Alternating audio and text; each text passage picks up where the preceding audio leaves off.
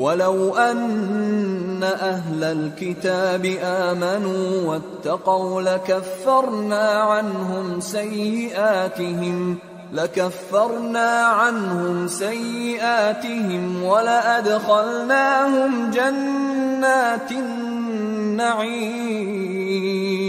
وَلَوْ أَنَّهُمْ أَقَامُوا التَّوْرَاةَ وَالْإِنْجِيلَ وَمَا أُنْزِلَ إِلَيْهِمْ مِنْ رَبِّهِمْ لَأَكَلُوا مِنْ فَوْقِهِمْ وَمِنْ تَحْتِ أَرْجُلِهِمْ مِنْهُمْ أُمَّةٌ مُقْتَصِدَةٌ وَكَثِيرٌ مِّنْهُمْ سَاءَ مَا يَعْمَلُونَ۔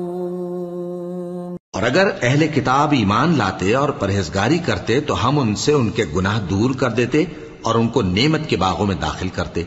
اور اگر وہ تورات اور انجیل کو اور جو اور کتابیں ان کے پروردگار کی طرف سے ان پر نازل ہوئیں ان کو قائم کرتے تو ان پر رزق مے کی طرح برستا کہ اپنے اوپر سے اور پاؤں کے نیچے سے کھاتے۔ ان میں کچھ لوگ میانہ رو ہیں اور بہت سے ایسے ہیں جن کے اعمال برے ہیں۔